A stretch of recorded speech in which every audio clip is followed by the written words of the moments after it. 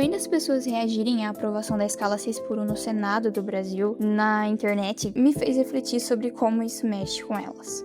Meu nome é Mariana, você está no Ensaio Humano, e eu acho que isso seria ok se direcionado somente aos governantes, reservado o devido respeito, com certeza. Mas é interessante, entre aspas, ver as pessoas se degladiando por isso entre si. Trabalhadores versus trabalhadores, empresários versus empresários e trabalhadores versus empresários. Até quem não trabalha entrou na treta.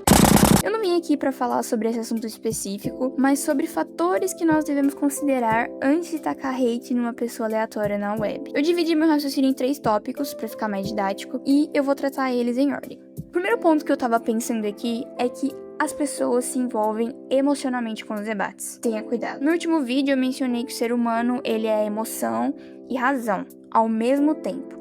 Então não tem como pensar que todo mundo tá sendo frio e calculista ao discutir com você no Twitter, ou X, tanto faz. Na verdade, a probabilidade maior é que essa pessoa esteja levando os debates da internet para um nível extremamente pessoal. E o que menos ela tá fazendo agora é se preocupar se ela tá sendo coerente com a realidade ou mesmo justa com aquilo que ela tá falando. Eu gosto de pensar que isso acontece por vários motivos, mas dá pra dar um exemplo ligado a essa questão da escala de trabalho. Vou abordar pelo tema da experiência pessoal de vida e identificação com determinados grupos. Imagina o seguinte: uma pessoa que viu seu casamento terminar por falta de tempo com um cônjuge e atribui isso a uma jornada de trabalho exaustiva. Você tem certeza que essa pessoa está considerando a parte econômica da discussão? Ou será que ela está pensando em si mesma e na sua família? Por outro lado, imagine um indivíduo que se desgasta física e psicologicamente em uma empresa que ele administra, mas sem ter muitos bons resultados. Ele tá sempre ali naquela média,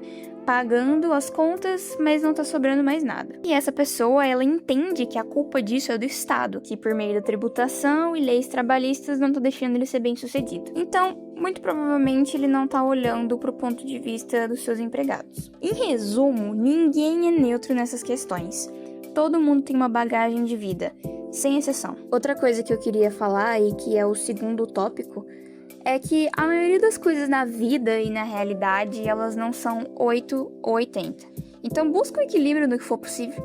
É totalmente razoável considerar os dois lados, e não, você não tá sendo isentão. Calma, acontece que a realidade é muito mais complicada do que as torcidas de futebol da internet fazem parecer. Existe a possibilidade de um determinado governo estar tomando uma atitude adequada para garantir a estabilidade econômica de um país, enquanto isso gera uma desordem social em algum nível. Outro exemplo é pensar num país que tem o direito de se defender se for atacado, mas isso não cancela o direito à vida. Ou seja, isso não dá a autorização para que os soldados da nação invadida matem crianças inocentes do invasor. Entende como muitas vezes a repreensão e os aplausos podem andar lado a lado e se alterar? Por isso que você precisa considerar as variáveis. Isso se relaciona muito com o próximo tópico, que é você não vira um especialista em um assunto de uma hora para outra só porque todo mundo acha que virou. Esse é um dos elementos mais característicos da internet hoje. Com a quantidade de informações disponíveis hoje na rede,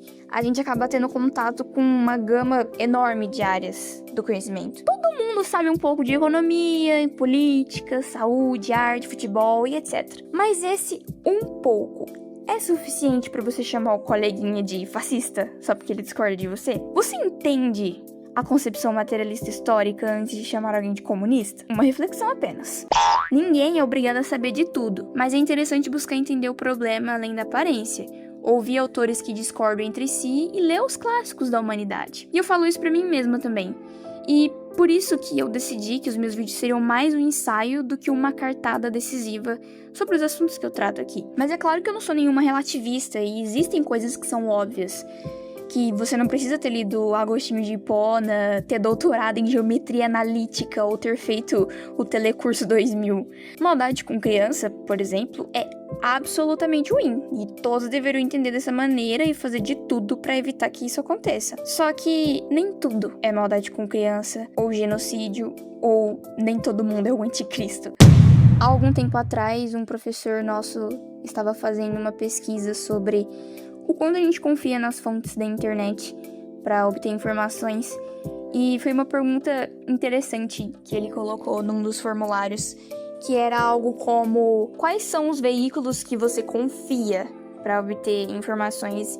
E eu me deparei com uma coisa muito complicada, no mínimo. Eu não confio 100% em nenhum deles. Por um lado, isso pode ser ruim, ter que ficar buscando em várias fontes diferentes, que é o que eu tento fazer. Gasta tempo e às vezes uma reação mais rápida exige uma compreensão mais acelerada do assunto. Mas por outro lado, eu pensei, cara, isso até que é bom num certo ponto, porque eu gosto de ver em várias fontes diferentes e que discordam entre si, por exemplo, para poder chegar numa conclusão. E se isso não tá fazendo sentido com o que eu tava falando antes, é porque essas fontes, esses veículos, sejam jornais, enfim, ou o Léo Dias, enfim, qualquer pessoa que você segue na internet e que você obtenha as suas informações, é interessante você saber respeitar o limite dessas informações e o limite de credibilidade desses veículos e não usar tudo que sai em determinados espaços na internet como munição para atacar alguém, porque muitas vezes esses próprios meios de comunicação estão incentivando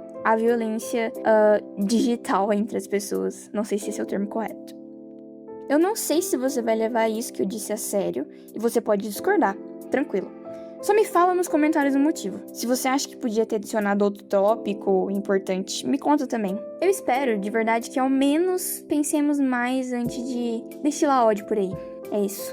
Valeu, falou e fique com Deus.